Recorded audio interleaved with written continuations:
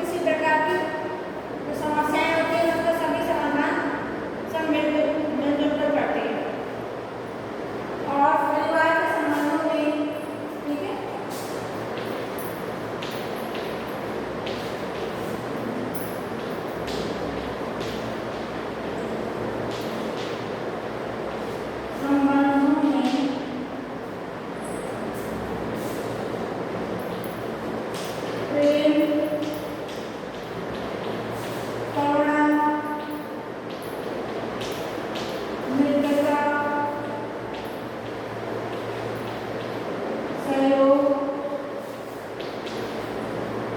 आदि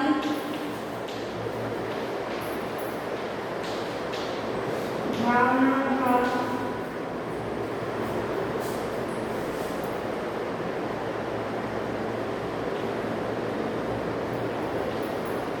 विकास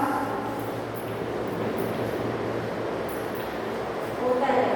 ठीक है, तो घर में क्या है, घर वह स्थान है जहाँ वह अपनों के साथ सुरक्षित महसूस करता है और घर के सदस्यों के साथ प्रेम, दया, करुणा, परोपकार, मित्रता, सहयोग इन सभी का भावना का विकास करता है और इनका पाठ सीखता है। ठीक है, अब हम देखते हैं कि बालक का जो हमने कहा ना यहाँ विकास होता है, तो बालक का सर्वांगीण विकास होता है। ठीक है, यहाँ जो विकास की बात कर रहे हैं क्या है,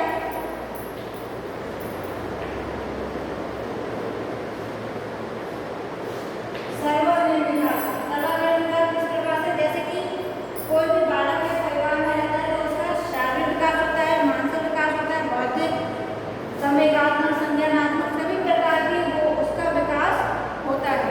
ठीक है, जिसे हम क्या कहते हैं कि परिवार किसी बालक की प्रथम पाठशाला भी कहते हैं। तो यहाँ हमारा घर का अर्थ स्पष्ट हो गया है। अब घर में हमें क्या होता है, संरक्षण भी मिलता है, सुरक्षा भी मिलती है। अब नेक्स्ट हम क्या देखते हैं, परिभाषा। ठीक है, ये हो गया हमारा अर्थ।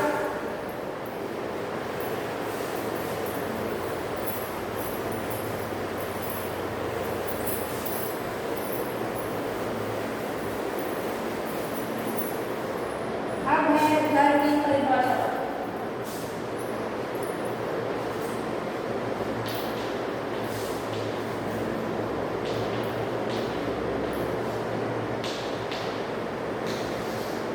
अब घर की परिभाषा अलग अलग है, दोनों ने अपने शब्दों में अलग अलग उसकी परिभाषा दी है। ठीक है, तो यहाँ पर सबसे पहले देखते हैं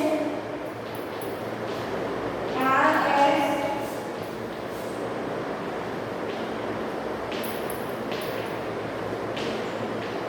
देशपांडे के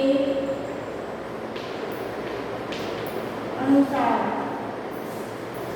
ठीक है, RS देशपांडे के अनुसार उन्होंने क्या कहा है, आवास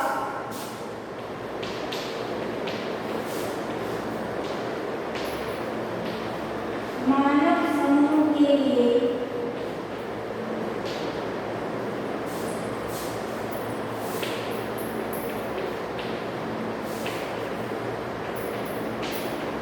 वह शरण स्थल है। ठीक है, ये कह रहे हैं कि आवास मानव समूह के लिए वह शरण स्थल है कि जहाँ जिसमें, ठीक है, यानी कि आवास मनुष्य के दो शरण स्थल है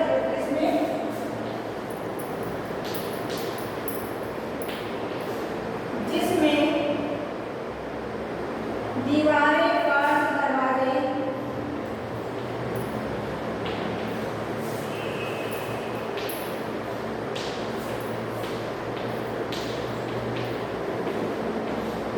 दरवाजे खिड़कियां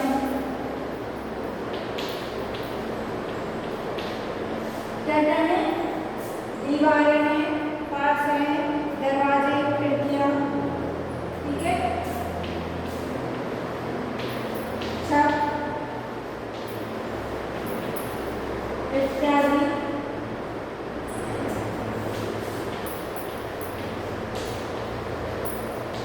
होती है। ठीक है, इत्यादि होते हैं।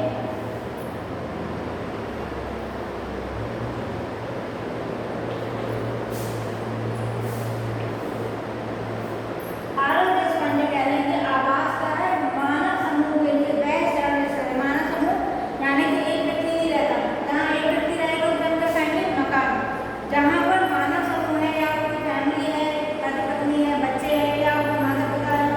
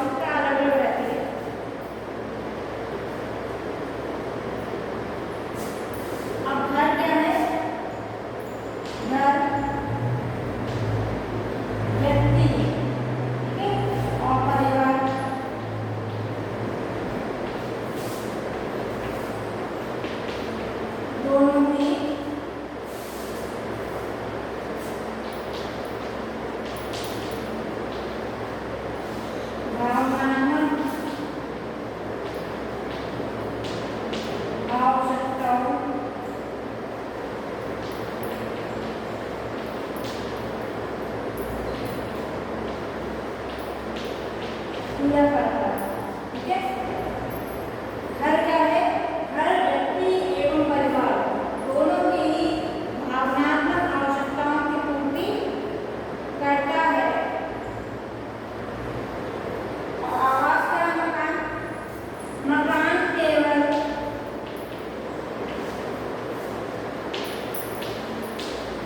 भौतिक आवश्यकताओं की पूरी करता है।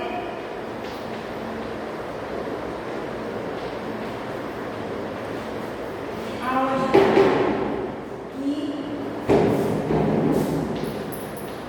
पूर्ति करता है। ठीक है, घर क्या करता है?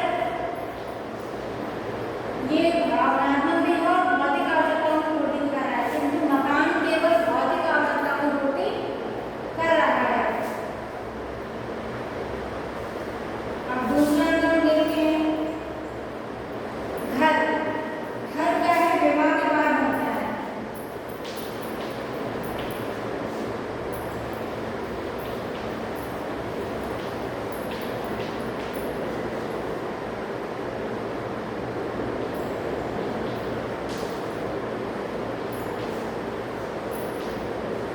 ठीक है, घर क्या है? विवाह के पश्चात बनता है। उसके बाद मकान। मकान पहले भी आप कभी भी बना सकते हैं।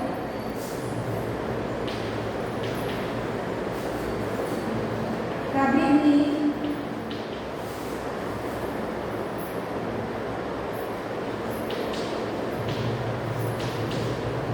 कहीं भी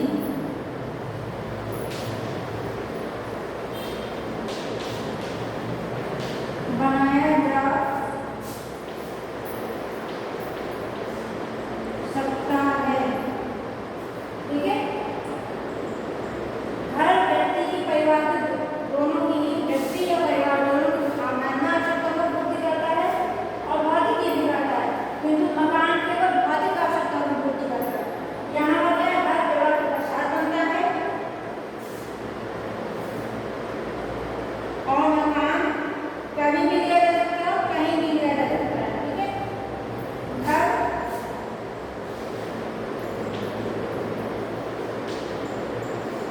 सजीव। घर क्या है? सजीव और सचेतन स्वरूप है। सजीव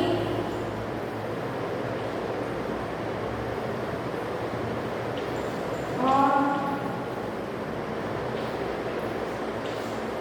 सचेतन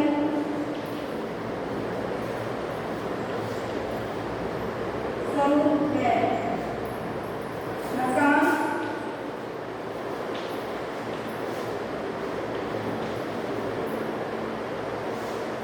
निर्जीव स्वरूप है।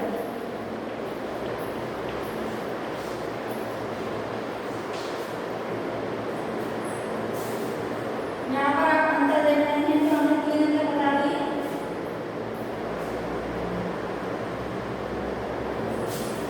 नेक्स्ट देखते हैं हम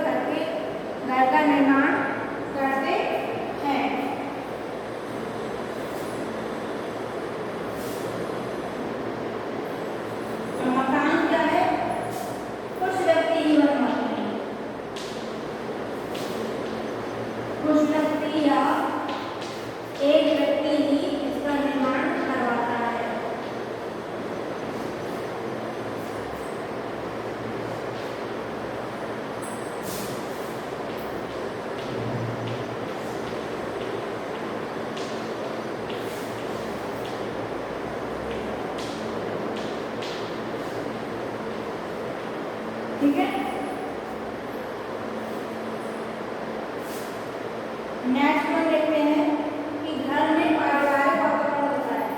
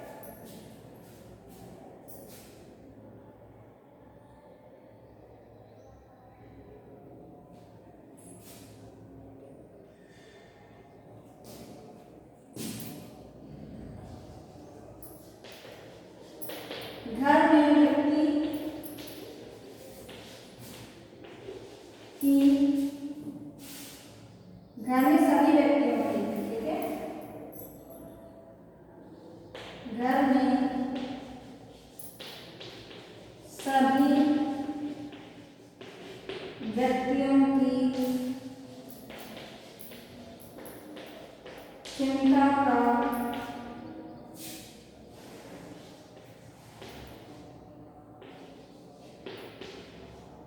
मिलजुल कर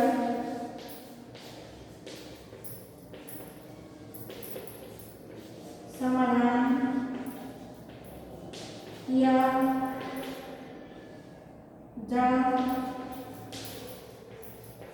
सकता है।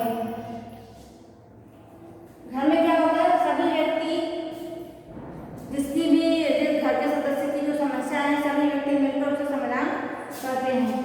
फिर तो यहाँ पर मकान में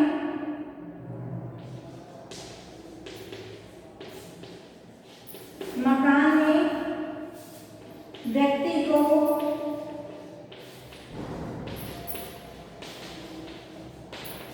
स्वयं के लिए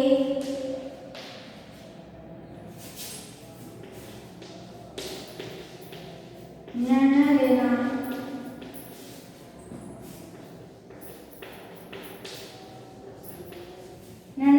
है। ठीक है, यानी कि मकान घर में तो सभी व्यक्ति एक साथ मिलजुल कर क्या भला है क्या बुरा है सभी व्यक्ति अपने मिलजुल कर हिस्सा लेते हैं और सभी का समाधान निकल आता है किसी भी समस्या का। किंतु मकान में क्या होता है, व्यक्ति अकेले रहते हैं, दो व्यक्ति रह रहे हैं, तीन व्यक्ति रह रहे हैं, किंतु उनकी जो समस्या है उनको स्वयं को निर्णय लेना पड़ता है। बात कर सकते हैं फोन से, पर फोन से बात करने का इतना समाधान नहीं निकलता है जितना कि सामने मिलजुल कर बैठ कर भावनात्मक रूप से वो व्यक्ति मजबूत होता है। वो ऐसा